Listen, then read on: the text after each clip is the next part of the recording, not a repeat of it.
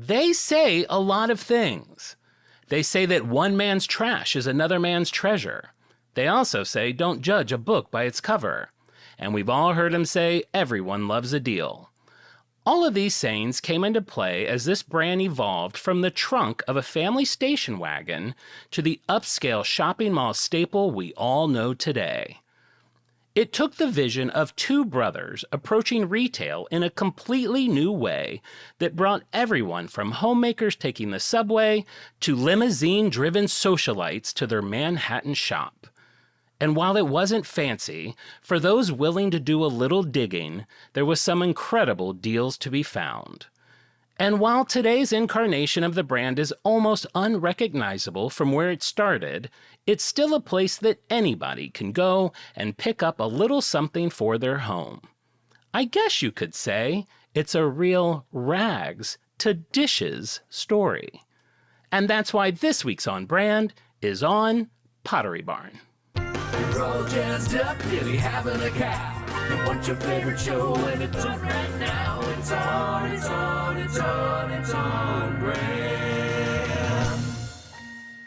Welcome to On Brand with Jon and Marisa. Hey, I'm Jon. Hey, I'm Marisa. Wow. Okay. Pottery Barn. When we're talking about deals, we're talking about rags. Pottery Barn, I was expecting like a discount, like a Home Goods, like a TJ Maxx. Let's just say every story has a beginning.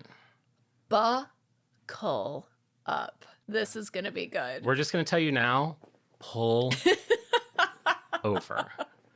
The shoulder of the freeway is lined with cars on Thursday morning, and CHP is investigating. We have helicopters overhead. What is going on? I'll tell you. Everybody is listening to Pottery Barn. The brand effect. I love that. Traffic. It's the brand effect. Everyone pull over. Call in. On Thursdays, you guys should just call in before you head off. Like, there's a good chance it's going to take me an hour to get to work today. The brand effect, yeah. 2 hours. Yeah, Pottery Barn. So here we go. It's like, this is, I mean, I don't feel like I talk about this much. This is definitely a personal brand, was a personal brand favorite. It's not really in my life of brands now, but it's a place I have worked before. Huge. It's a place that I, have a lot of affinity for. I think it's, I have a lot of thoughts about it. I'll save it for the show.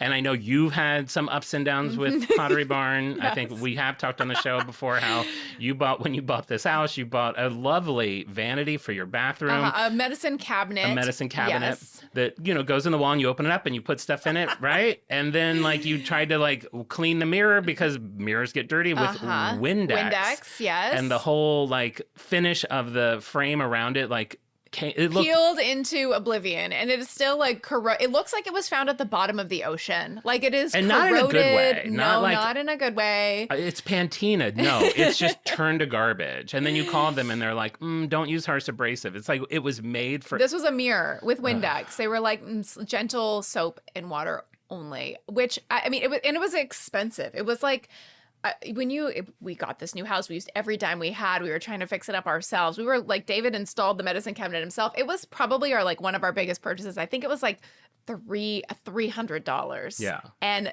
the first time we cleaned it for it to be peeling apart. So Pottery Barn, it's always been in my orbit. It's one of those, it's like a represented adulthood as a child. As soon as you can afford something nice for your house, Pottery Barn is at the top of the list. Yeah. I don't feel super close to it now. I don't frequent it often for my home goods. It's also just a little bit out of my price range, but I have gotten the kids had some Sesame Street bedding, Sesame Street quilt and sheet set from Pottery Barn Kids. Mm-hmm. It was on sale and it's really cute. It looks kind of retro Sesame Street. So sweet. And it's just one of those places that I don't really think about very often unless I'm looking for something very specific. But if I set foot in a Pottery Barn today, and I have within the last year, there's one in Old Town Pasadena. Mm-hmm. You think you don't care about Pottery Barn. You think you're too cool for it. You walk through those doors and it will become your sole mission in life to acquire a lifestyle that will give you what Pottery Barn is selling. You see the overstuffed pillows. You see the leather armchairs. You see the bookcases. You see the dishes. You see the trivets. You see the little napkin rings. And you're like, I will give up everything to have this. Yeah, I do feel like and they used to be, I don't think they are anymore, at least I don't get them. I used to always get the catalogs. Yeah, I think I might still get the catalogs. And I think I've talked about, I never threw them away because of course I didn't.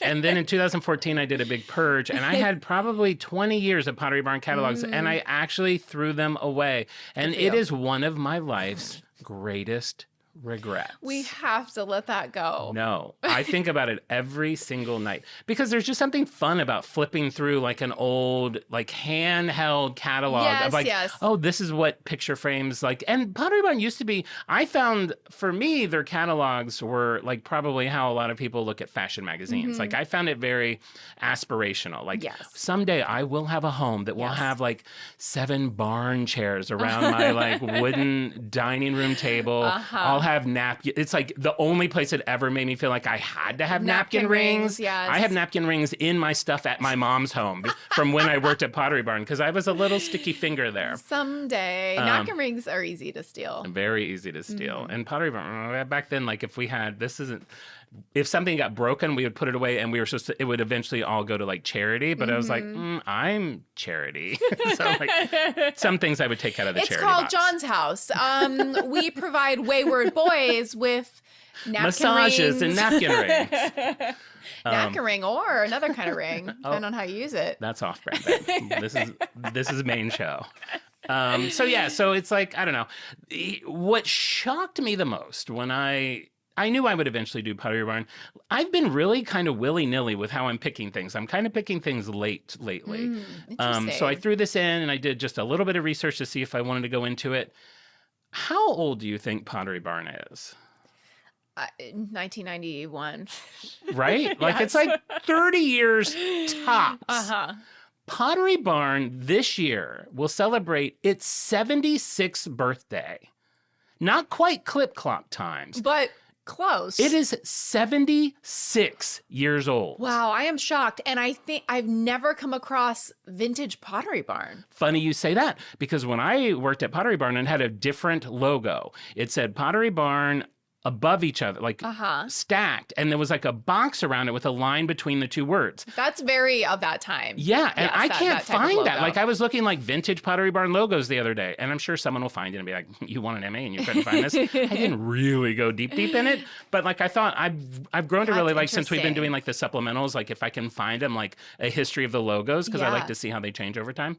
And they've had this one for quite a while, but I'm not even kidding. The dishes I use currently and the flatware that I use currently, I've used for over 20 years. It's called Pottery Barn Supper Time dishes. They're super heavy. One of them has a big crack in it. It doesn't affect, my cereal bowl has a crack in it. Milk doesn't leak from it. Nary a drip, yeah. Nary a drip. That's the quality you used to get. You used to get that. I actually got this set of Pottery Barn dishes from Big Lots. At some point, Pottery Barn like closed them out and weren't selling them anymore. And one day I went to Big Lots and they say Pottery Barn on the bottom of it. Bought my whole set of dishes from Pottery Barn. And then it's not like Pottery Barn.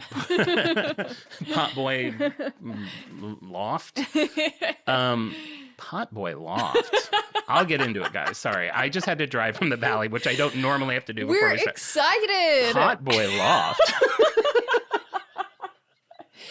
Instead of Pottery Barn, it's Potboy Loft. Potboy. Oh, have you heard he's a pot boy? I won't be dating him. Potboy Loft. Potboy Loft. Oh, you like my dishes? They're from Potboy Loft. Before we get into the show, though, I mean, let's talk about how stressed I am right now about coupons. Oh, okay. Wait, do you have anything that you want to banter about? No, I just saw you come in with a half gallon of Minute Maid and I had to say something about it. Listen, Minute Maid, I don't work for them. Can I just tell you, I have not had a Diet Coke this week. Are you kidding? All I have had. When was the last time you've gone a day without a Diet Coke? I don't know. I mean, not since I was a pot boy living in a loft. I mean, I don't know if I ever have. Probably when I was sick. When I was like bedridden. Maybe bedridden only. I have somehow discovered. So sometimes I'll get these. I'm holding this up like I'm in a commercial.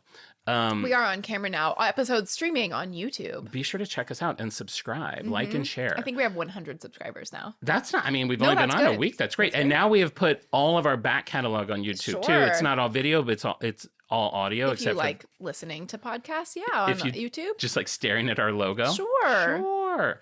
But anyway, so I buy like, I'll experiment with different like zero sugar drinks from the refrigerated section. A lot of them, I don't know what it is in them, give me scratchy throat. I don't know if I'm allergic to an ingredient in them, but a lot of like the like zero sugar lemonade or pink lemonades or whatever give me scratchy throat. What's the sweetener in this? What are we getting? Oh boy. Is it stevia? Is it monk fruit? Is it aspartame? Ooh, less than 2% of grape and pineapple juice. Oh, this Minute Maid fruit punch. Okay, did I even say it's Minute Maid fruit punch? The Minute Maid fruit punch was my number one drink from ages like 6 to 14.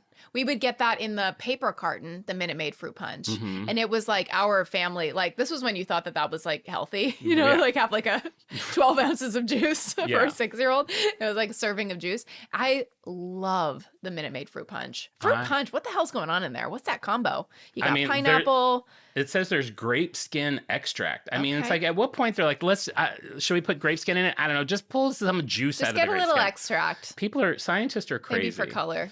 But I am on a real roll with this stuff. And the thing is, like, I can drink a bottle pretty, like this, you'll notice this is about the size of this. Yes, so like, that vessel, that plastic jug, that's for a family. Well, it's meant to be in a refrigerator of a family. I think what we have learned in society is families come in all shapes and sizes. Family of one. Sometimes a family is just one thirsty pot boy in a loft. Hot boy in a loft. So yeah, it will pass. I am someone who gets into something and I'll be so into it hardcore for 2 weeks and then bring it up in 2 weeks. I'll be like, oh, I can't. Yeah, but you're also like weird in like the same way that you weren't planning on quitting Diet Coke, but you could just switch this and then we'd be like, by the way, have you had Diet Coke? And you're like, never had one again. You could go like never had one again. Let's just say I cannot switch to this over Diet Coke because the amount I'm drinking has become quite cost prohibitive. This bottle's $3. And let's just say I do drink more than one of these bottles in a day. How many? More than one. Wait, how many though? Never more than 3. Okay. But more than one. John, that is so... Wait, what is the actual like ounce? What is it? What size is it? This, according to them, is 7 servings. Okay. 3% juice. Okay, but look at the front. Like, what is the size of the quantity? 5 calories. This whole thing is 35 calories. Is it a liter? It's 1.6 quarts. Okay. Is that a lot? 3 of them seems like a lot. I said never more than 3. Are you pissing like a racehorse? I mean, everything's working the way it should. Listen, I'm enjoying life. You might be healthier than ever. I love that. That's fantastic. Okay, Minute Maid aside, coupons, what's going on? So I got all these restaurants throwing meals at me, and I'm really struggling. Like, so within a week, I now have to have Jersey Mike's, Habit Burger, Goop, and California Fish. How do I access these coupons? I was at Jersey Mike's yesterday. Jersey Mike's was just on because I happened to be house sitting in the valley and they just opened a Jersey Mike's right where I'm at. There was a Facebook thing that said, if you're in the area, we're giving buy one, get one free. So last night I got Jersey Mike's buy one, get one free. I had one made dry so I can have it later today because you can't have a wet sandwich the next day. What's your Jersey Mike's order? Have you updated listeners on what you get from Jersey Mike's? I think it's a number 7 is the number. I'm a turkey provolone. I get it Mike's way. No tomato, no onion, no oregano. Add pickle, add mayonnaise. Nice. Okay. So you got one giant or medium? Giant. Just because I drink 3 of these, I don't have a giant. Isn't a giant like a party sub? No, it's like Alistair eats a giant sometimes. Alistair eats like 4 pounds of oatmeal. It's like 18 inches. But if you wanted to like buy one, get one free, those end up being like $22. Yeah, no, I get the. But you could get if it's a buy one, get one. I mean, you could get those dry. You could munch on those all week. No, I just get the You normal. could like open up an airport, sell those sandwiches. I feel like you can get the small at Jersey Mike's and be satisfied. Yes. But I get the normal whatever. I think it's regular. Like, what's your order? I like the veggie there, but it really depends on who's making it because sometimes you are getting 2 inches of cheese, sliced cheese. Oh, God, that sounds like heaven. It's a lot. It's a lot. So it's some people, and they'll slice it. I prefer the super thinly sliced. Some people, it's just up to the chef's discretion. And it's the only provolone. My kids like it too. It's the only provolone that my daughter will like. She's a picky eater, so I'm always struggling to find things that and Jersey Mike's is what we've locked in. Like, we love Jersey Mike's. It's one thing. I think it really is the one thing that every single member of the family eats with glee. Salt and vinegar chips. We got Doritos. We're having a ball. I asked them if I could buy provolone, like if they'll sell it to me. Like, you asked them where you could, like, it's Jersey Mike's brand provolone. So but I said, like, can I just buy a bunch of provolone from you guys? What?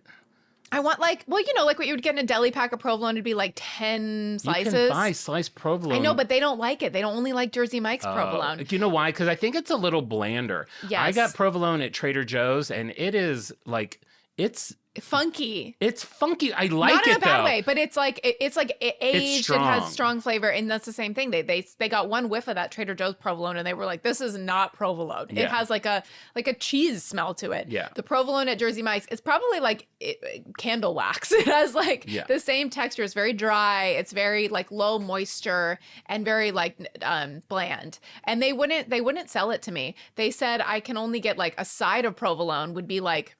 It would be like $4 for like 3 slices. So again, cost prohibitive. I'm in the same Minute Maid situation you're in. We all get ourselves in these little pickles. We are. It is fun when you like try to like, and when you can, I'm trying to think if I've ever accomplished it. I'm sure I have. When you're able to score something like that. I feel like if I went in I'm going to try every time I go in because I know the 2 girls that were there. I'm like, I'm going to try and if it's like. You know the 2 girls Well, that were like there. I see them there all the time, but I want to try with a different employee because there's one guy, he's like kind of like he looks like a little stonery. He had a Band-Aid on his face. Pot boy.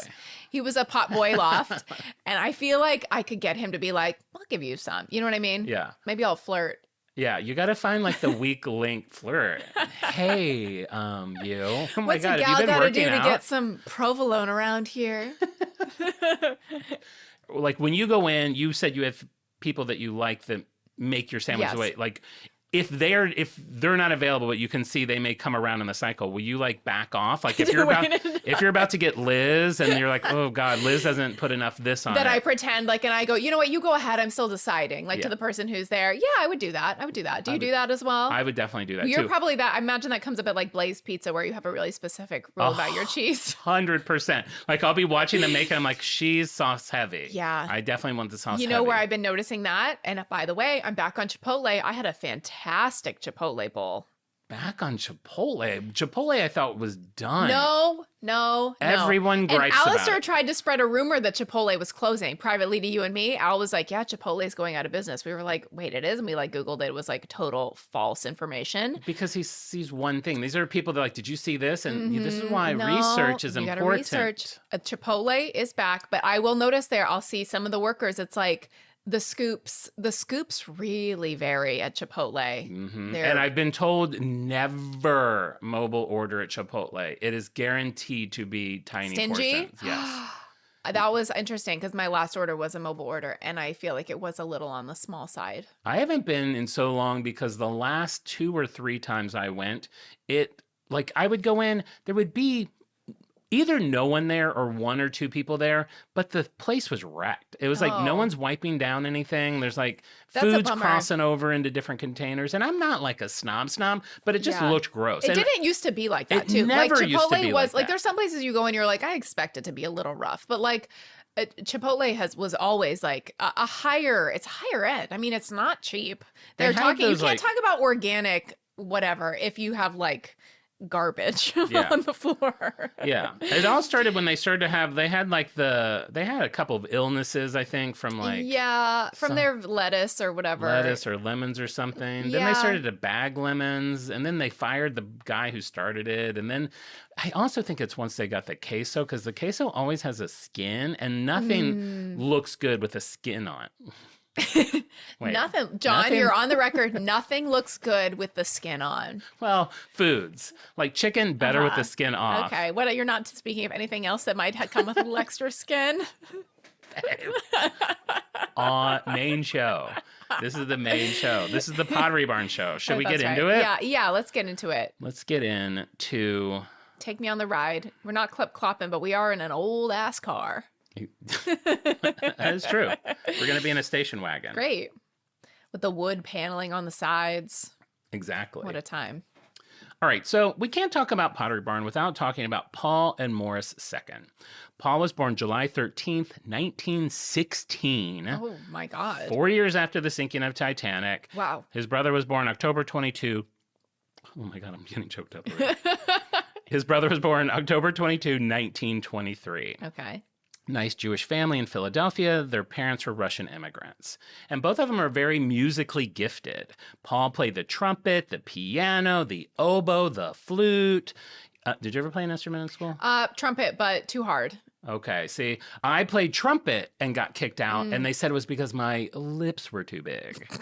And I want to say it's because I never practiced.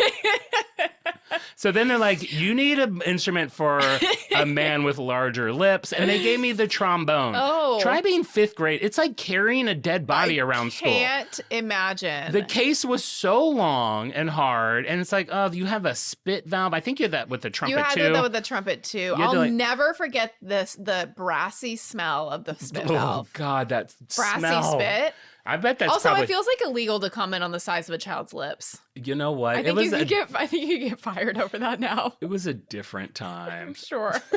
John, we need to tell you something. No, it wasn't even like they're comforting. Like, your lips are too big. You're now on trombone. Yeah, it's not, the brass instruments. I think elementary school is not the right time to introduce those. There's a lot going on. Also, it was like rented, so I'm thinking about just all the lips who were on this trumpet before me that I'm sure just got like a wipe with a dry cloth from the man at the trumpet rental store. It's like that comes with just a tiny little square of like those little now we get like microfiber cloths. Yes, like, exactly. To clean your whole bone with bow. Your whole brass bone. Terrible. No, I did not last long. Give me a triangle. I mean, or a recorder. Ooh, those stupid recorders. I wanted the trumpet because it only had 3 buttons, and as a kid, I was like, I could work it out. I'm looking at those. I'm like, oh, that's a lot of buttons. I'm like, 3, okay, 3 I can do. Hot cross buns. Hot cross buns. Little 8-year-old me, like, how many buttons that one got? 3? Okay. Stop going. They're not buttons. They're buttons. They're little buttons. I don't know what they're called. You must have valves. Yeah, I think that is what they have. You must have buttons. died when you saw an oboe. Doesn't an oboe have like 100 buttons, like in a circle? I ain't touching an oboe with a 10-foot pole. Too many buttons. You know what doesn't have any buttons? What? Trombone. Wait, do they? I think they just have a slide. No, maybe they do. No, buttons and a slide. I'll have to Google it That after is the tough. show. It's just it's hell. Like, who wants to hear this? I don't know. So Paul played all these instruments. He would eventually leave home. He became a writer and a musician. He was a critic for the Boston Evening Transcript and became a music editor for Billboard and Variety magazines. And wrote a song for Nat King Cole, which he didn't seem to care about because he was like, oh, I'm tired of writing songs I don't care about. But Nat King Cole. Isn't that so funny? Like, for some people, that would be the pinnacle of their entire career. That would be their legacy. It'd be like on their headstone. And this guy's like, nah, big deal, moving on. Yeah, I know. I mean, What's I next? kind of relate to that because I feel that way about the Emmy. People are like, oh my God, if I won an Emmy, blah, blah, blah. But I'm like, who cares? I'm not an EGOT. His brother Morris was also a big musician. He became a principal hornist. I didn't know that was a word, but I've seen it now many I've times. been a principal hornist a time or 2. Would you like to talk about it? No. Everyone starts getting like, people are like have their foot on their gas. Like, should I just start driving again? They don't know. Are we still supposed to be? Why are they talking about trumpets so much in this episode? And Jersey Mike's? It's not Jersey. Oh, and Jersey Mike's. I thought you thought we were doing a Jersey Mike's episode. No. Which, by the way, dibs. Have it. That's yours. I love it when you want ones that I don't.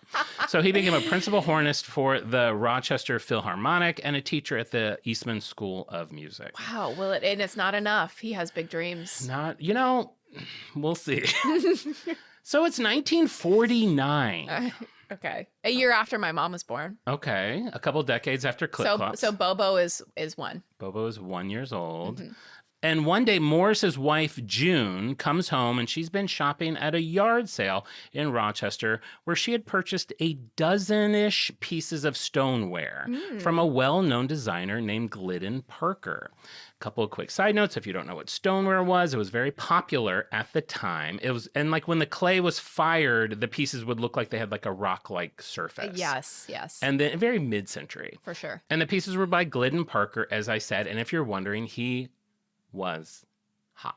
Oh. So I have a picture. I'll put it in the supplementals. He literally looks like... This is really exciting. We haven't had a hottie in a while. We haven't. Tell me this is not the perfect description. He looks like Elvis Presley mashed with a Roman statue. Oh my God. Look at this guy. Oh, wow. Like, do you see those two things? I do. Like, it's those two, those lips and that pose, but a little Elvis. It's very, very Elvis as the Statue of David. Yeah. I literally, if you look at my search history, I was like, is this Statue of David? Like, I looked up, is that what it looks like? He's gorgeous. He's gorgeous. We love him.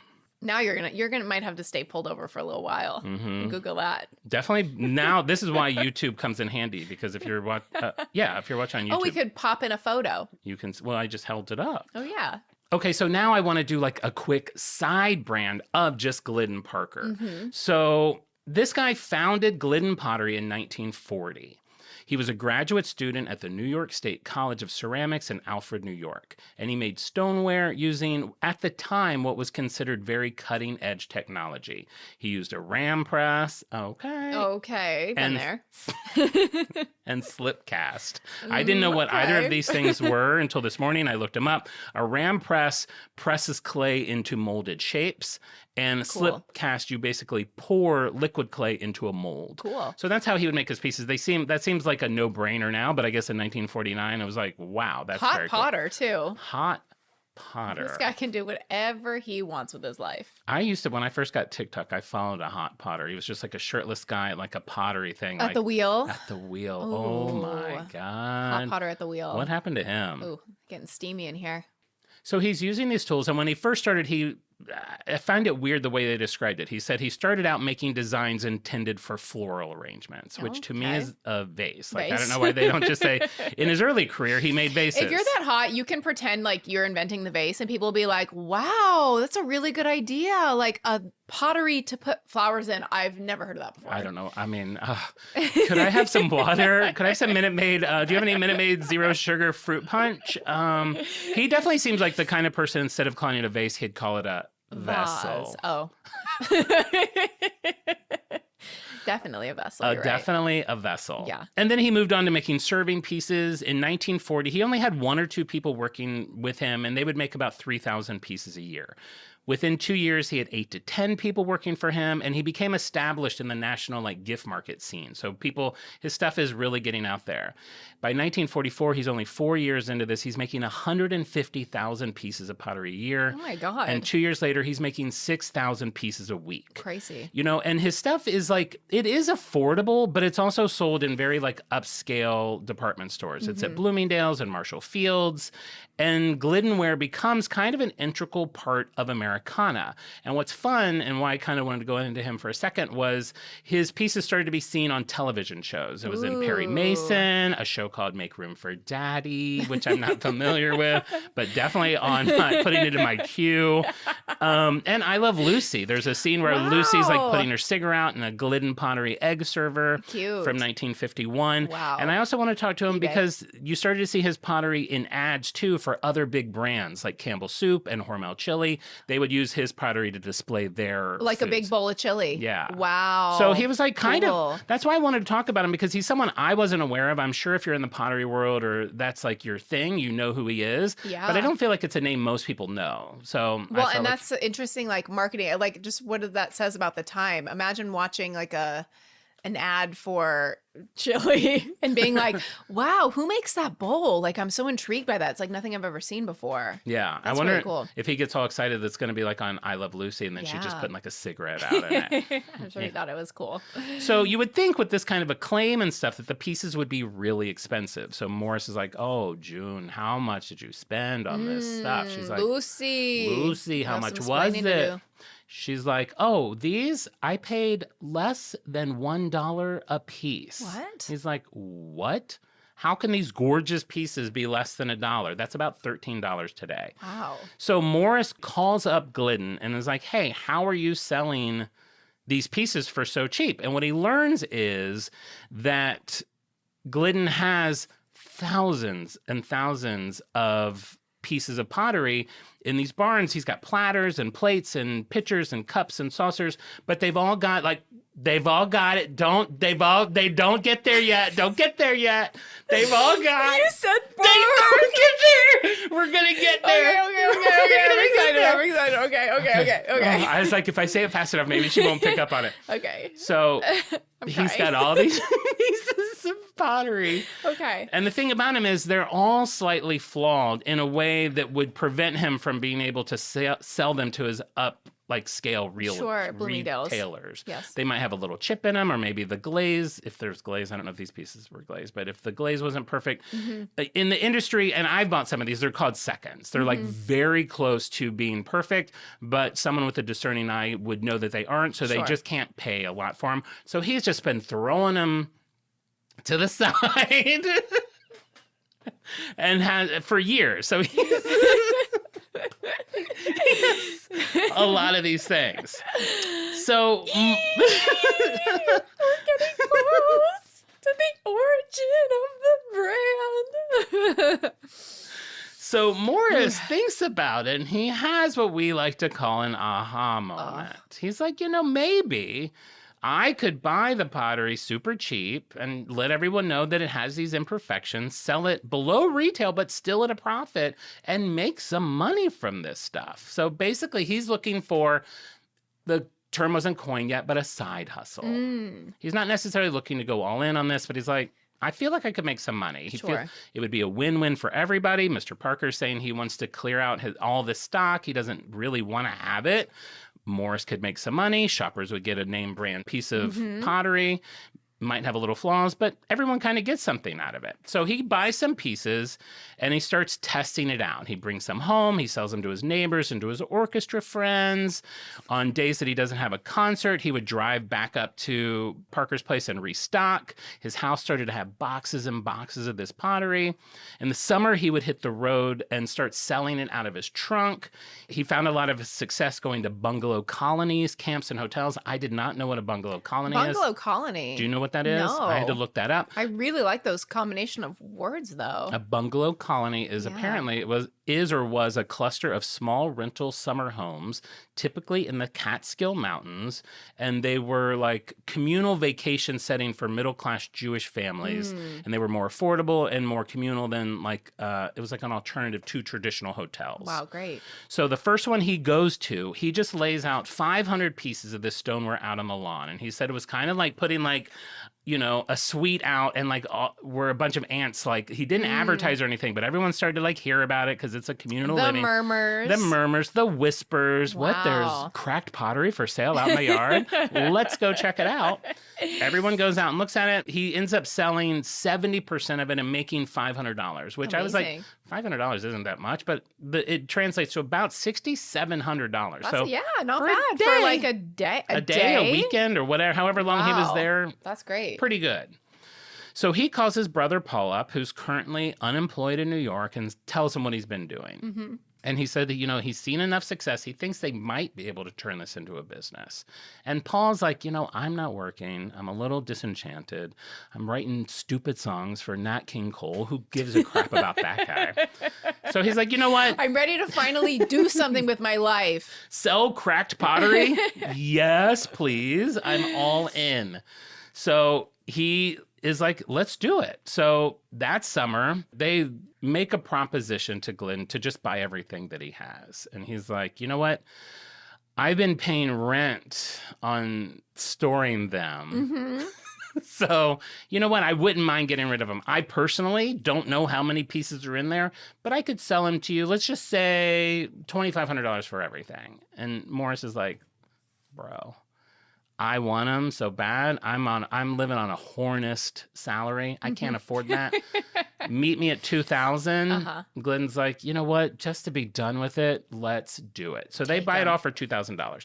That's about $26,000 today. So it's not nothing. Yeah, that's significant. But, this is his entire inventory. Okay. They get a lot of pieces. So they now have thousands of pieces of pottery. And they just need a place to sell it. So luckily their dad, Max, comes into the picture. He helps them get a lease on a very small, very narrow, leaky space on 10th Avenue between 18th and 19th Street in New York City.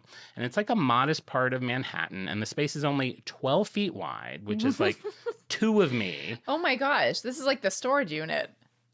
I wish my storage unit. Actually, mine. I don't know. 12 feet deep? I think mine's like 6 by 15. So 12 feet wide, 2 of me by 110 feet long. That's 18 me. That so is it's a like really weird shape. Yeah, and New York, very small. Yeah. The rent. Guess how much the rent is? Oh gosh, I don't know. $35.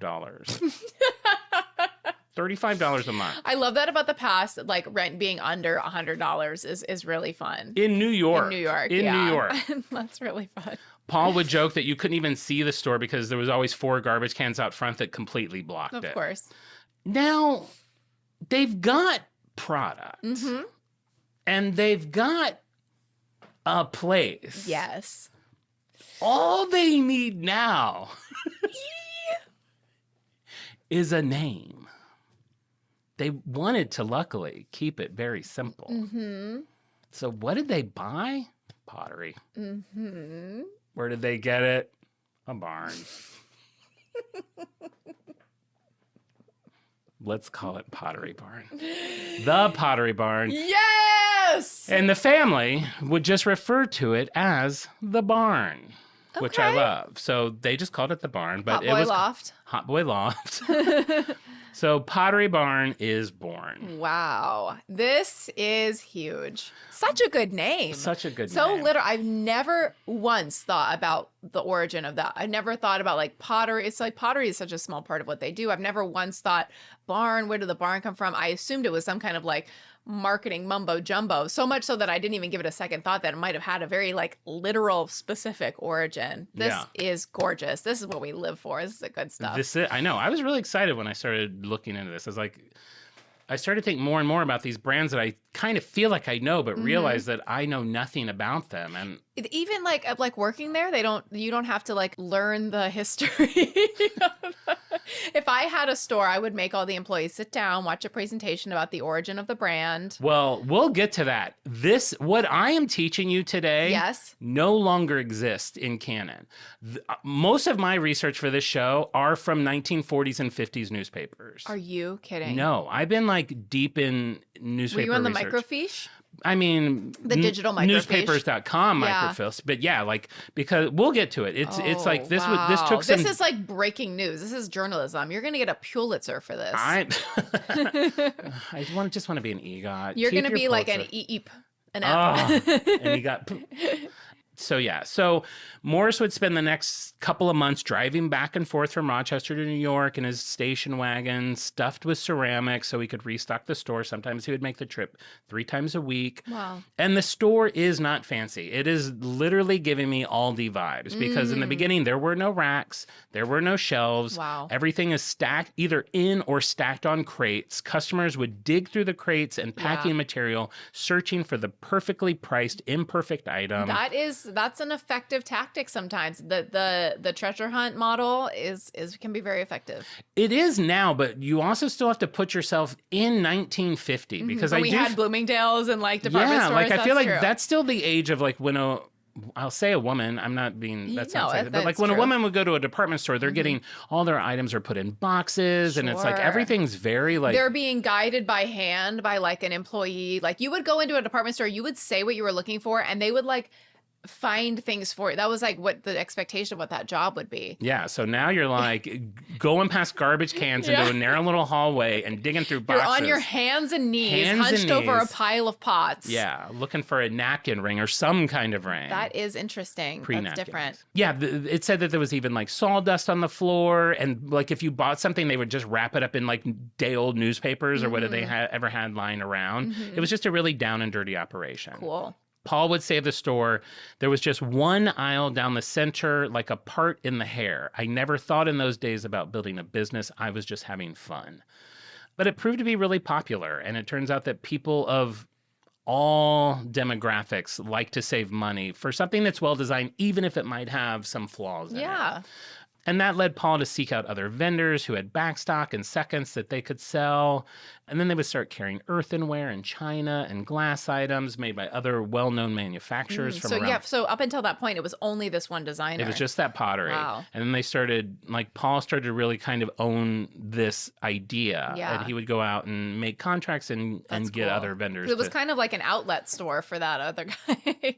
Oh my God. They are credited in the retail space for creating the concept of outlet stores. Oh, wow. Because of this. This is wild. That's crazy. That's crazy. Good on you. Cool, Good thank on you. you. We're I listening. Love this. We're learning. We're teaching. We're having Minute Maid, 0 sugar fruit punch. Be sure to have 2 bottles today. Is that number 1 bottle today? It's only 11:40. This is number 1 bottle today.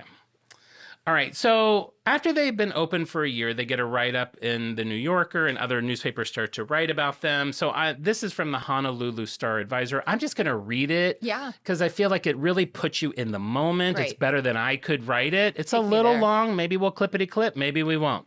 This is from October 31st, 1952. Paul Secon, who runs one of the most unusual household accessory shops in the nation, has found that the mink-coated woman who can afford a Ming vase is just as bargain-minded as the one who buys household fittings on an installment plan.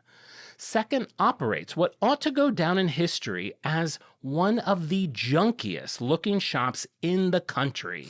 However, behind the trash cans, which line the sidewalk in front of the grimy window, there is a gold mine of fine pottery, glassware, and china for the woman who likes good things in her home. Okay. The place is called the Pottery Barn, and it's in the warehouse area of Manhattan's Lower West Side, between a trucking company and a butcher shop. Inside are some of the best buys available in imported and domestic wares. The customers who find their way to the run-down shop ask the successful Secon why he doesn't move to a classier location, and he replies, "If I did, I would have to put classier price tags." The place is dismal, but after a while, the stuff gets a hold of the customers.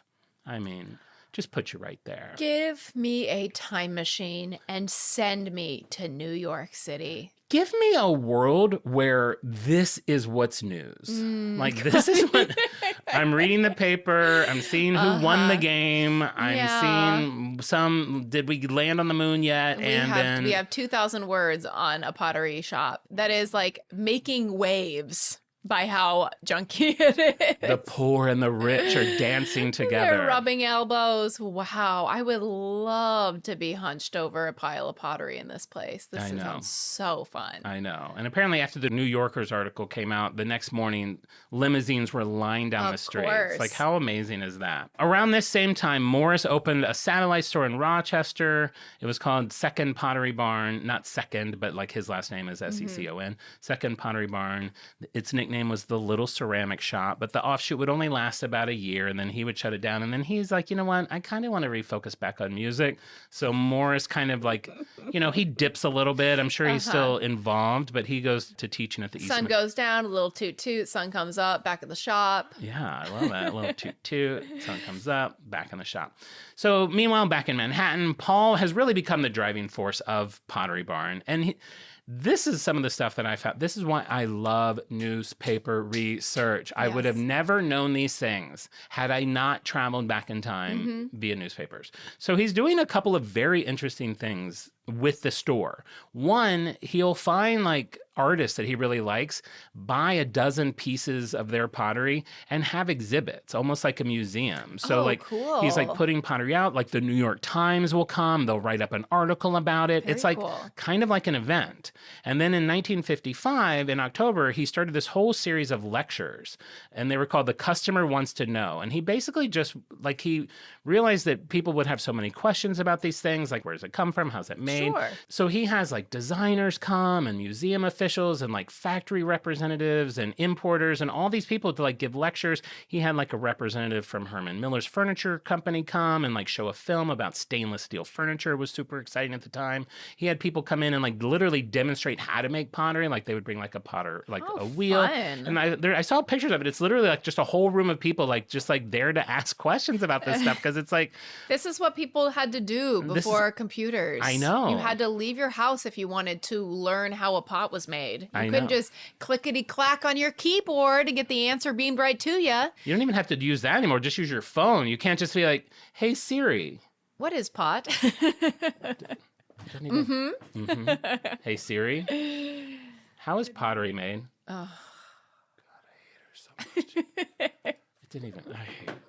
I want to go to that lecture. I mean, people, that was truly a better time. Like you're socializing. It's like a space where creatives are coming together. You're making new friends. You're falling in love. I mean, New York, it's just everything about it just sounds like a dream. $35 rent for a store. I mean, we could have had a store. Yeah, so everyone's loving it, and they're growing. He realizes he needs more space. He gets another shop kind of down the street on 10th Avenue and like rents out like half of the ground floor. And something I read that I thought was fun, Paul would play classical music because that's what he really loved. Mm-hmm. And sometimes if the mood struck him just right, he would like have a quiz in the store. And if someone could guess what the aria was, he would give them like a free piece of pottery or servers, a casserole dish or something like that. That's so cute. I know. It was great. And customers really couldn't get enough. Apparently, by the Christmas season, the store becomes so successful that customers had to wait upstairs out of the cold with a number until their number was called because they were worried about them stampeding the main floor. Oh my gosh. I know. It's insane. I found a quote from a customer from the time who said, "If that wasn't a marvelous place, it was unfinished with rough textures and wooden scaffolding. There was nothing romantic about it. The only romance was in the beauty of the stuff they sold." So like, and this was someone who was, that quote was probably from the 80s, but they're like reflecting back on like, just remembering like how cool it was. Oh, sounds so cool. I know. So Paul starts expanding his line of imports. He starts touring Europe and finding factories that would manufacture items according to his designs and specifications. So now he's getting involved in like creating things itself instead of just taking like leftovers from people. Mm-hmm. They started to have new store designs. Some stores that weren't big enough, they would have like a rug or a piece of furniture as a sample, and then people could order it, and then that would get either shipped to them or the store or whatever. Kind of like how they do it now. Yeah. It's like you don't... There's a floor model, but then, which I always found really annoying because I'm so impatient that like if it's like I woke up, I decided I needed a new dresser, it's like I want it in my home by 3 p.m. I know. And it's like, oh, you're going to wait 6 to 8 weeks. It's like, I don't know that I'm still going to want it then. I want it today. I know. I read a review of someone, because I was looking at Pottery Barn reviews, and someone was like, do not order custom-made curtains from Pottery Barn. She's like, I ordered them in the fall. It's now May. It was like this month. She's like, I'm still waiting on some of them. They're now saying I'll get them in July. It'll be like 10 months later for it to have curtains. That is crazy. It's like I would Especially just go now. to IKEA. I remember once my friend Liz, I went to St. John's or something, but their whole thing was they made dupes of like Restoration and Pottery Barn and Crate and Barrel. So you could go buy what looked like a Pottery Barn couch for half the price. That's great. And I went, my first like big couch purchase was from there. But when I went, she basically, I forget how she phrased it, and Liz she'll back me up on this. She basically made me feel like they weren't going to put the cows down until I chose the couch. Like once I said, like, I think this is the one I want. Like, it's like she's going to pick up a walkie-talkie. You heard a distant moo. Yeah. Like she like walkies Italy and she's like, okay, kill 4 cows. He picked like the 3 cushion couch. Oh my gosh. Very that's upsetting. wild. Yeah. How fast did it take to get it, or how long? You know what couch that was? What? Sofa cloth. The one that you skinned? The one that I skinned. Oh, wow. See how important that leather is? I can see why that leather was too. I mean, people who didn't listen to the episode are like, what the hell? You'll have to go back and find it. I don't know what episode it is. Long story short, basically, I threw away my couch and then realized I could use the leather for something. So went outside and cut all the leather of it off and kept it in a pile. So if somebody was, because that is a common thing in LA, if you're getting rid of furniture, you leave it on the curb, somebody will come and take it. But Jon is like, you know what? Sure, somebody might want this couch maybe for their first apartment. They're on a budget. I need the leather more. I really did think I would make like a satchel or something out of it. Yeah, you skinned it like a buffalo. It looked a couch looks really sad, skinned on the side of the road. The skeleton. Then I had to call like large garbage pickup and have them come in, became a whole thing. All right, so as the company becomes more successful, Paul starts to feel a little discontented with it. He described it as having this gnawing feeling like discovering you've married the wrong woman. Oh, no. I think he's like kind of has those musical strings, if you will. Like that's a feeling men get sometimes, a gnawing feeling like they've married the wrong woman. Every man I know feels that way. I know David feels that way. Sometimes I'll walk in the room and he's just like staring out the window, not looking at anything in particular. What are you thinking about, honey? And I go, huh? Oh, nothing. He takes a deep sigh like that. Interesting. No. I'll have to be on Gnaw Watch. Yeah. Gnaw Watch. That's a good one. Gnaw Watch 25. I think he also, for Paul, thought that like he felt like people were now coming in mostly for the money, like because it's cheap, instead of like realizing that like it's the love of the pot. Like the love of the pot. Yeah. Like he started to have a love of the pot. Yeah. Loves that you can get it cheap, but then other people, it's like, what's $1? Like bargain hunters or like, me. Yeah, you. Okay. You said it first. I can say it. So he reaches out to Morris and is like, hey, would you mind managing the store? And Morris is like, you know what? Sure. I'm sick of these coupon queens coming in trying to get three for buy one. One, get one free ashtrays. So Morris agrees. And then after he comes to manage the store, 3 days later, Paul's like, you know what? I think I'm going to go to Europe and look for some new products. And Morris, like, he loved his brother. He didn't really question anything about him because he had built this into, like, a pretty cool thing. He was always impressed with how Paul could find great things for the store and get contracts with the companies. So he's like, sure, go ahead and do what you need to do. The thing was, Paul started buying things faster than they could actually sell them. They started to have financial problems. Vendors started to threaten, like, cutting off their contracts with them. Some of them actually did. Yikes. And Morris describes this whole time period as a nightmare. Oh. He said for him to run the store was kind of like throwing a 6-month-old baby into a pool and hoping it learns how to swim. Oh, scary. I know. I mean, that's dark imagery. But he's a tortured musician. Sure.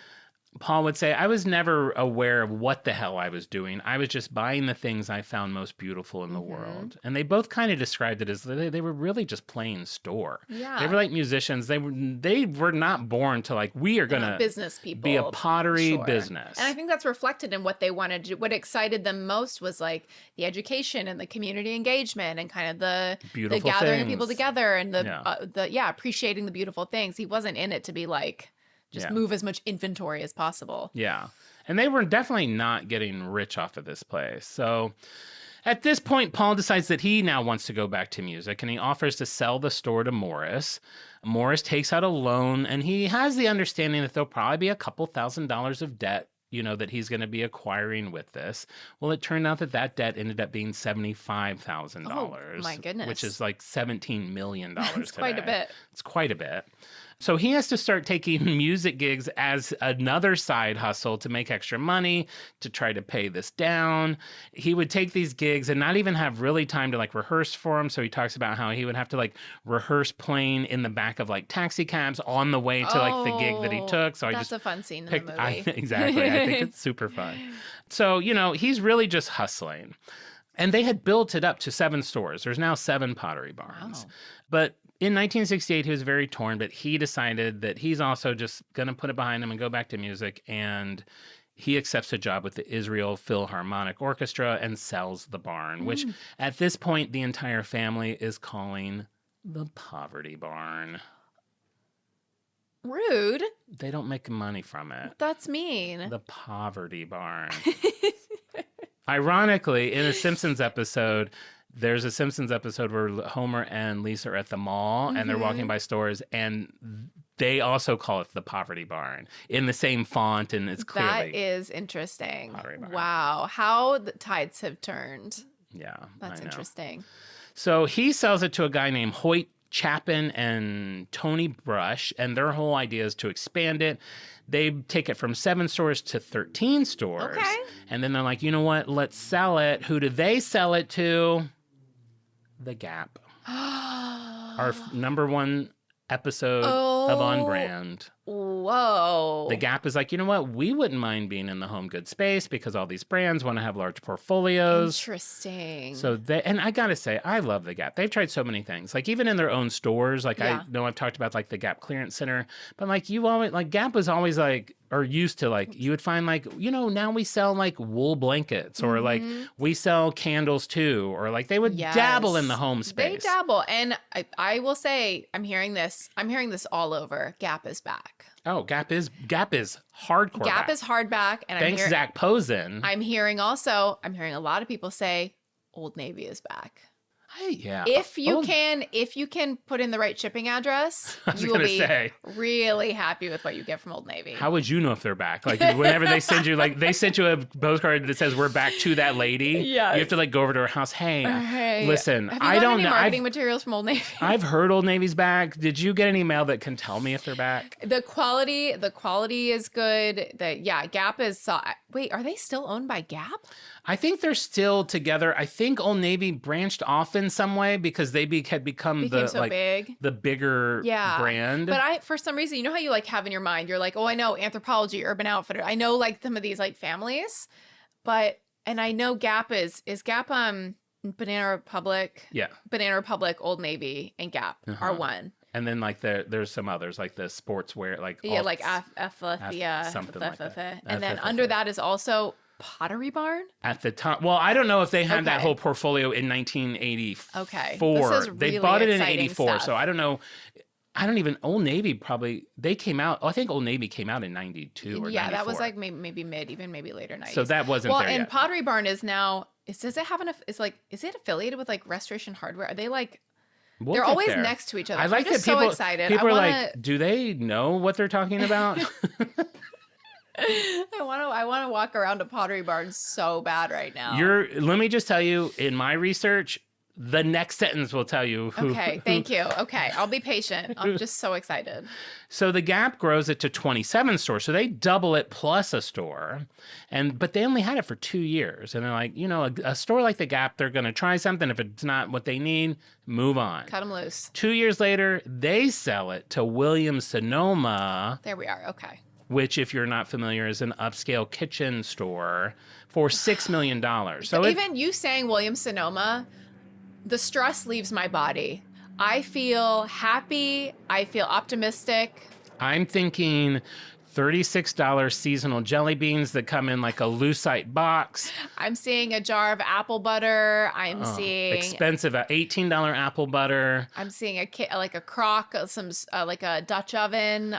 They used to Williams-Sonoma. It was like they would give you free samples of like little toast and like garlic oil. They would have I could see them doing something not great. Like, here, you can have a sip of olive oil. The scent would be wafting through the mall. You follow your nose like Pepe Le Pew. Oh. And it is they have like a stove at the register with like a simmering pot of like garlicky olive oil and cubed French bread. And you're 12, you just went to Bath and Body Works, you just peeping at dildos at Spencer's. And you have a cube of French bread and like some garlic olive oil. And it is just like, it's one of those things where you're like, I need this life. I know I'm 12, but like whatever I need to do to have my life look like this with the aprons and the tablecloths and the Crocs, I need it. They were really planting the seed. They're so good. You know what would have been good to wash that cube of bread down with? What?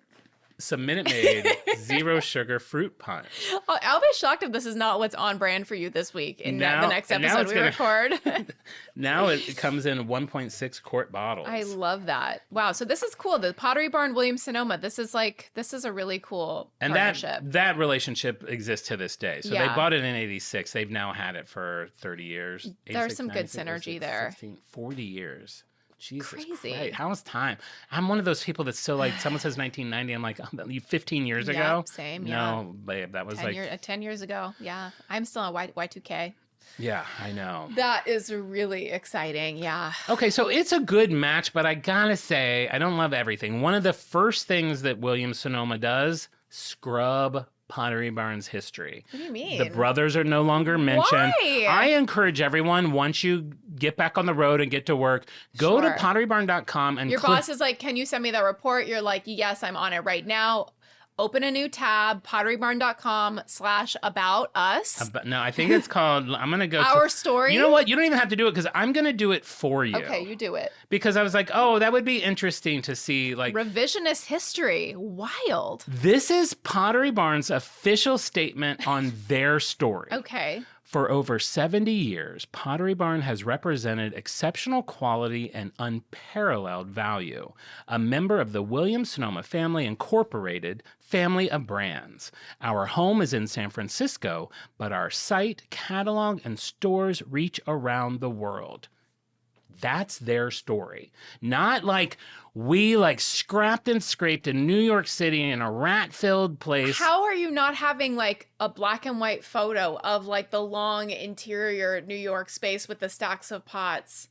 How are you not having the barn? The barn. How do you not have the barn? How do you not have Glidden? How do you not have any of it? The brothers. Because this is such effective, evocative marketing. It takes something that you could see as just being like, I don't know, corporate crumbs all piled together to make like an idea into like something with soul and history. Like, why would you squander that? That's so important. It's like, and for me, it would be like you would have a picture of June and be like, Yes. it took one woman's Yes. discerning eye in 1949 in a yard sale to create everything that you are experiencing now. I love learning about that. Not if like I go to a part place, of the Williams-Sonoma Incorporation of Family of Brands. Don't put ink. Don't put ink in your. No one's story has ink in it. No. Oh no. Except a squid.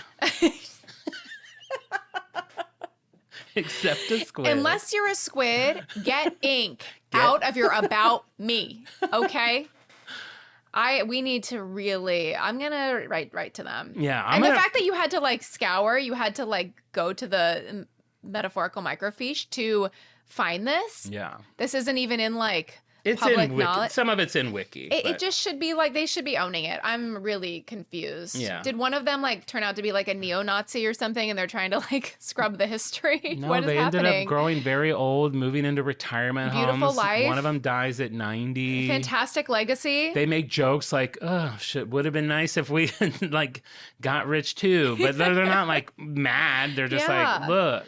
Wow. It's very sad. So Very that is a hazinga, a major hazinga on Williams-Sonoma. Same. Pottery Barn. If you don't know what a hazinga is, go listen to the Blockbuster episode. 1987. Now, Williams-Sonoma at the time, if you didn't know, they were already deep in catalogs. They were in the catalog game. This is why Pottery Barn has a catalog. Interesting. So only a year after they buy them, they start the first Pottery Barn catalog. I have a note here to talk about my greatest regret in life. I've already done that, throwing out 20 years of Pottery Barn catalogs. A virtual library of catalogs. Yeah. I know you say get over it. That's what the storage unit would have been for. Honestly, yes. There are a lot of things that I think would be a better use. Like if you're thinking of just square footage, there's 3 Peeps. How many magazines could fit in the square footage of 3 Peeps? 2 of those Peeps are still at home. In your bed? One in the bed. I wasn't One's getting on the couch holding the remote. One's just to the side, holding the remote. Set them up in little scenes around your home. Put them on the toilet with a newspaper. Yeah. Yeah, create a little fun for yourself. Yeah, and then video it and then post it. I'm supposed to be making more content this year. That was your New Year's resolution, to be a content creator. I know, I'm failing. I mean, we do 2 podcasts a week. I think it counts. But, I mean, that should count. And then, so Williams-Sonoma, I mean, they already had a bunch of stores, so they're going into this with like, grow. Love it. By 1994, that's about the time Old Navy came out. Not really important, just giving you reference. 3 years before the movie Titanic comes out. Not important, just giving you reference. Yes. They started making their bigger stores with their design studios, which I love. I never used them. But this is like, so I started to read about this, and this is really when I think it was the heyday of this brand, the 90s and early 2000s. Sure. And we've talked about this a little bit before. This is like the time period where every homeowner, every renter was like kind of empowered to be their own interior decorator, interior designer, all the big brands, Ralph Lauren paint at Home Depot, I always throw out there. Like everyone's giving you these tools for you to make all these decisions. You're watching Paige Davis on Trading Spaces. You're thinking, can I sponge paint my bathroom? Yes. Should I cover my living room with hay? I guess. Unconventional. Everyone game night at the barn. That would be very barn. Very barn. The homeowner would say, like, well, what are your favorite brands, your design inspiration? I love Pottery Barn. And Hildy would go, great. Hildy would bring in a live cow. I'll see you on Monday. See you on Monday. Moo moo, cluck cluck. I have $50. I drew, they would have Frank paint a cow on the wall. Really deep cuts for fans of Trading Spaces, and I know they're loving it. Someone, at least 15. Somebody knows how Frank would always paint a little chicken somewhere. Paint like a little like Cabbage Patch looking child behind the TV. God, if I went on that show and I got Frank, I would have been so mad. Same. Give me Hildy anytime. Or that redheaded one. She was the most sensible. Great. Or the Asian guy was he would do like a row of like this. When I think of him, lights. I think of a row of tea lights. He always had 4 tea lights about 8 inches apart. And I remember even as a kid being like, that's a safe. He's safe. He's a safe. Because the worst case scenario, it's like, I don't love the vase, I don't love the whatever, but like at the very least, you're not getting like fake flowers hot glued to the wall of your steamy bathroom. And even though I wouldn't want to do it, I kind of would. Here's my perfect scenario now. Get Hildy, let her know I like Peeps. Can you imagine what my house is going to look like? Oh my God. Hildy with that direction. I'm going to have bright pink and yellow bunnies everywhere. We might have to do what people want us to do a watch along. We might have to watch along Trading Spaces. I could get into some 1998 Trading Spaces. That'd be really or fun. 2006. I forget. Yeah, more like 2000. 2002. Yeah. All right. So it's like the heyday. So like this is also like what we talk about ad nauseum with Starbucks and the Nora Jones CD. This is like Pottery Barn is like velvet. It is linen. It is beaded lampshades. It is quirky picture frames. Yes. It is. I think almost like the set of Friends. I feel like I literally have in my notes. It's like Central Perk on Friends. Yes, I feel like that Pottery Barn must have had a strong hand in designing that, or at the very least like that aesthetic. Like, and even like Will and Grace, but like sitcoms of that time. Yeah. I feel like heavy influence of Pottery Barn, Pier 1 even adjacent. They were maybe a little more world. I would call it like world. You know what I mean? Like beads and medallions and African masks and things like that. But yeah, Pottery Barn was lush. It was inviting you to sit and stay a while, which is the opposite of a lot of design now. And I'll say, having worked at Pottery Barn back in the day, the quality was better. Yes. If you bought wrought iron anything, a wrought iron curtain rods, wrought iron lantern holders, they were wrought iron. Yes. Now it's like curved metal that's been painted black. It's like such a different thing. It's like your mirror. It is like, I do think quality now, like I was thinking how ironic it is that this is a brand that started selling like chipped pottery, and now you go there and you'll see like, oh, your pottery's going to be chipped. well, not even that. Okay. But they sell things and make it look like it's been chipped. That's like interesting. A very distressed vase that has like fake chips in it. Fake aging. Yeah. Fake paint coming off of it and stuff like interesting. that. I'm almost compelled. I'm going to take a second because I feel compelled to find my correspondence with Pottery Barn. I'm sure it's in my Gmail. And I was just, this is how much customer service has changed also over the years, where it's like, we are so far from the customer is always right. Like light years. I know. That the fact that you don't even have empathy for somebody who is having an issue with your product is just beyond. It's beyond. Yeah. Let's see if I can pull this up. Okay, I found it. June 7th, 2016, 10:47 a.m. Subject line, vintage medicine cabinet. Message to support@potterybarn.com. Hello, I purchased the vintage medicine cabinet in antique bronze finish for my bathroom in March. My husband just went to clean it. I wanted to like align myself with like a strong male. I'm not alone. and he'll kill you if you don't remedy this. My husband just went to clean it with regular glass cleaner, and the bronze finish wiped off with the first swipe. This is when I get a little... After paying so much for a medicine cabinet, I don't think being able to clean it is asking too much. Wow, you went in hot. Would you be able to replace the door for the medicine cabinet? Thank you for contacting Pottery Barn. Your email is important to us. Please allow 24 hours for our response. Sarah McCullough, I'm putting you on blast. Hello, Marissa. Thank you for taking the time to reach out to us today. I want to first sincerely apologize for the inconvenience this is causing. More than likely, the finish is coming off because it is being sprayed with a harsh cleaner. The mirror is okay to wipe with glass cleaner, but it should never be applied to the bronze finish, as the finish will either come off or dull. You want me... Are you supposed to use painter's tape? Painter's tape. What are you supposed to do? They're touching each other. You can see all care and cleaning instructions under the Dimensions and Care tab here, sending me a link. As a one-time exception... That's funny, I don't remember this. I remember that. As a one-time exception, I would be happy to offer you a replacement medicine cabinet. If you like, we can send a new medicine cabinet out to your home, and we will need to get the one you currently have returned.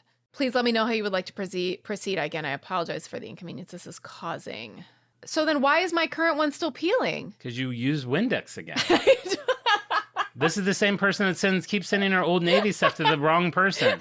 You literally like, oh, a new one, I'm going to clean it. But that doesn't make sense. Yeah, I know. Did I install it? Yes. You think I remember did? This. Yes. I installed the new one and then I f***ed it up again? Yes. No. Just over time. There's no way. I mean, it's going to probably peel just from the steam in the bathroom. So we were talking about how like this was kind of the heyday. Another way that is obvious is because it started to show up in pop culture a lot. I don't know if you remember, there was a Seinfeld episode where Kramer was so mad at how many Pottery Barn catalogs he was being sent that he like collected them up in like a stack, and he goes to the store and like throws them back at him.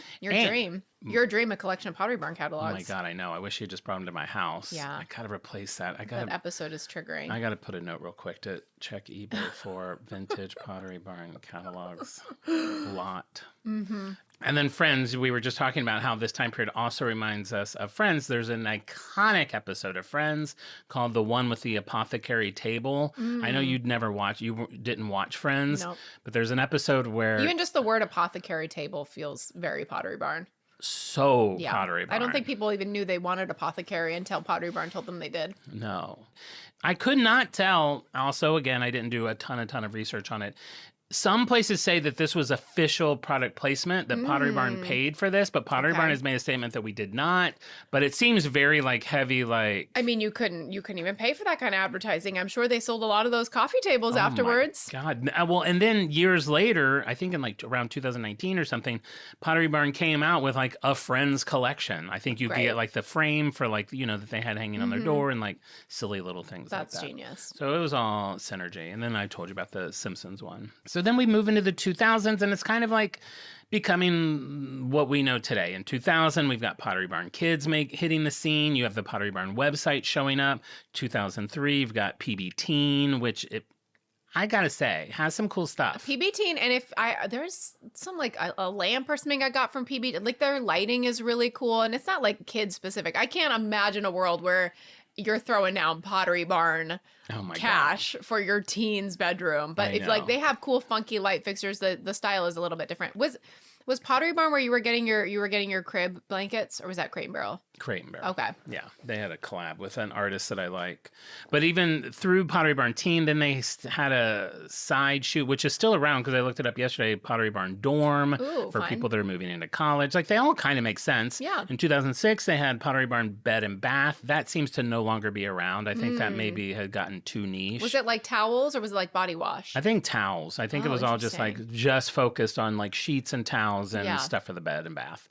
And then they had Pottery Barn Apartment, which was focused on smaller size spaces because that kind of became the trend that more people were looking for instead of these grand homes like these. It's like a giant couch, more of like an apartment size couch and things like that. Yeah. And now that doesn't seem to be like a specific name of a brand that they have, but it still seems to be a focus. Like, because I think there's a tab on their websites is like 4 small spaces. Yeah, that's great. And then they started doing collabs. Like I think you said you had some Sesame Street sheets.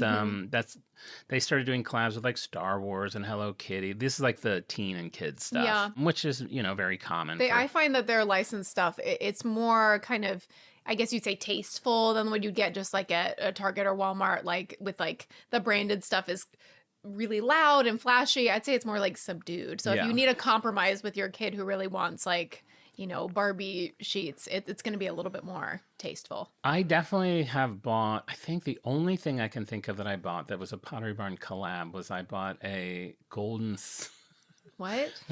snitch clock, like a Harry Potter golden snitch clock. It's like a little ball with wings on it, which I don't even think I've ever taken out of the box. I'm going to say, like, where is this? Now I can't even picture where it's at anymore. I need to find my golden snitch. I think it's probably in the unit. And then the dumbest thing I ever bought was from Williams-Sonoma. Not the dumbest thing, but for this app.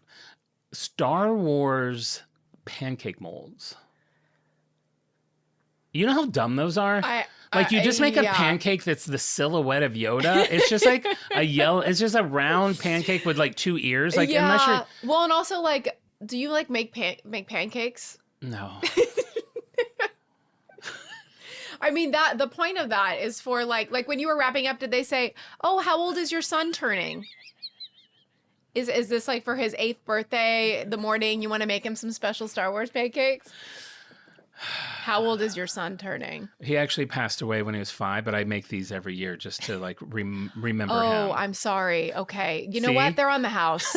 Perfect. That's my ideal transaction at Williams-Sonoma. Great. Yes, I know. It doesn't make any sense. I don't make pancakes. And even if you did, do you care about that big shit? That feels like clearance. That feels like that was on sale. Definitely was on clearance. Yeah. Definitely on. And like, they're just like the shape. It's like, it's not like a cookie. Even like cookie cutters, I think, are so stupid because I'm never going to be the person that decorates the cookie to look like the thing. And yet, do you have cookie cutters? Yeah. How many? Enough. So then it's like by 2019, and this kind of goes with what you were saying at the beginning of the show, an article came out suggesting that Pottery Barn's really kind of fading from the conversation. Their sales were down. They're still in the billions. I mean, I always kind of laugh when they're like, our sales are down. We only made $4 billion last year. Right, sure. It's like compared to like years prior. Yeah, it's like unless it's growing every year, they get disappointed by it. But it's like so many people are struggling to buy homes anymore, let alone like have a home that looks like an old lodge or a plantation space or like that shabby chic. A wizard's attic. Yeah. A chest of drawers with like 100 little 2-inch drawers with wooden knobs. Which I do love, but you always forget too, what's in the them. It's like, where did I put the matches? And then I'm opening like 16 drawers to find them. Yeah. So I think, this whole like stepping out of the conversation thing feels like accurate. Like, I think Pottery Barn now owns like West Elm, and I think a lot more people are into like modern furnishings too. There's just a lot more competition. It just makes sense. They're a staple. They're around. They'll probably stay around. They have these huge stores where there's a lot of these like online only retailers for like couches and stuff like that, which that's a gamble. Something you're going to sit on every day and you're not practicing. You're not taking it for a test drive. Yeah. That's tough. But yeah, you have to lease like a giant store space that's like, 20,000 square feet. So it's a different model, and we'll see. Enough kids from this generation are going to be burned by bad furniture purchases online. Yeah. They saw a picture of a couch, they paid $400 for it. The pendulum might swing and go, you know what? Maybe I need to have that in-store experience for furniture more so than anything else, maybe. Yeah, I could see it swinging back. Unfortunately, I do think that the quality is shit. It's a bummer. And I haven't bought any, I haven't bought furniture there. I don't know what that's like, but I feel like it's like, people are like, it's like you're paying $2,500 for like pressed wood. It's not even like, it's like. It's all IKEA. Yeah, it's fancier looking IKEA furniture. It's not like handcrafted wood things. For sure. In my opinion. No, you're absolutely right. Well, that's pretty much all I have for Pottery Barn. I do have one, for me, was a crazy fun fact. Okay. For maybe nobody else, it will be. But Paul, who we've talked about, who ran it all, really made it all happen, left for music, he had a son in 1980 who he named Lucas.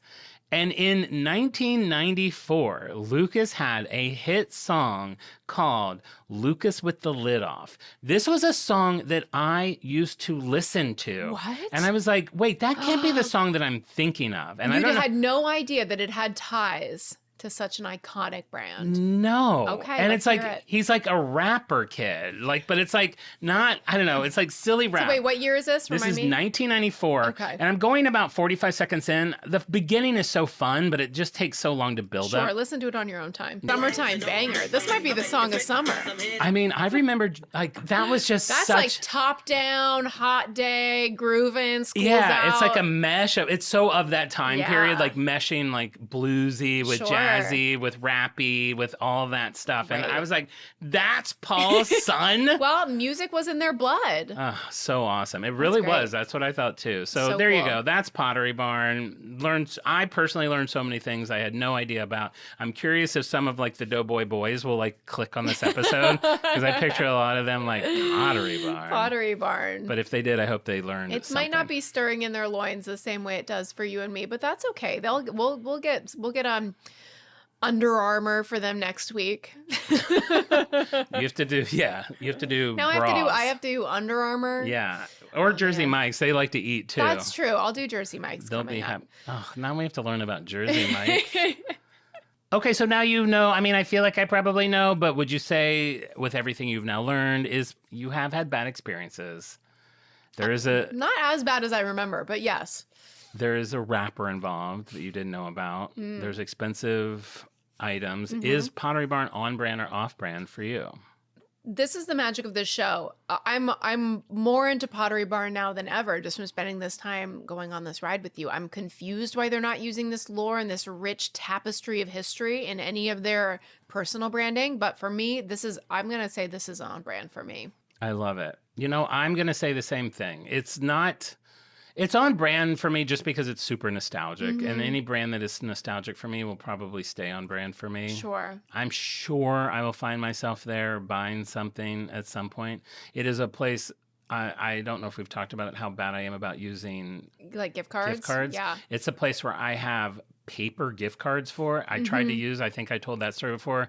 I basically looked like a certificate you got for like graduating a cooking class. It was like, you have $100 to spend at Pottery Barn on like a scroll. And I took it in there. I was like, I'm finally going to use it. And then I took it in there and they had no idea how to process it. Yeah. And they're like, you just have to buy it and we'll send this to corporate and they'll send you a card later. So I now have like Is this where you got your fur? Was Pottery Barn one of your fur places? Where Crate was and that? Barrel. Crate and Barrel. Crate- Okay. yeah. I Interesting. feel, more inclined to Crate and Barrel now because I think I do have It's more of a modern edge. aesthetic. Yeah, sure. But But yeah. I'm sure the furs, I could see Pottery Barn having very, very buttery throws and like sumptuous furs. Yeah, definitely. For sure. Okay, and before we go, of course, we have to give our shout outs to our Freaks of the Week.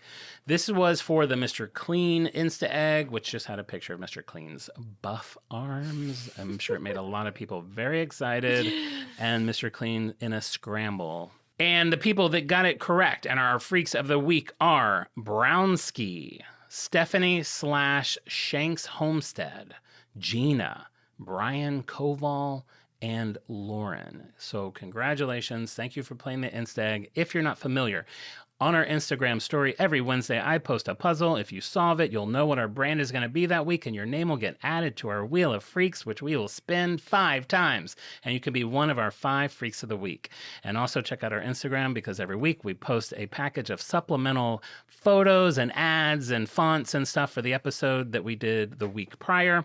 And it just gives you a little more insight into the brand. So be sure to check out everything that we offer on Instagram. And while we're giving shout outs, I'd like to shout out some lovely listeners who've left us reviews on Apple Podcasts, starting with Madeline Not Line, or Madeline Not Lean. She says, okay. Whenever you say okay, it makes me laugh. Needless to say, the rest of the pod makes me laugh harder. Love listening. Tim and Clovis said, fun listen. Not sure why there's no H and Jon or double S and Marissa, but I sure am in for a good time each week listening to On Brand. 2 friends who obviously care about each other. I always feel better having listened. That's his takeaway, is that we really do care about each other. Aww, That's so sweet. We really do care. If you haven't left a review on Apple Podcasts, please head over there and do that. If you leave a review somewhere else, I do appreciate it, but I won't know how to find it, or remember how to read it. So it has to be Apple to get the shout out. At On Brand the Pod on TikTok, at On Brand the Podcast on Instagram to play the Insta Egg game. And with that, we'll be back next week with an all new episode. And remember, we may go off topic, but we will always be on brand. Bye. Bye.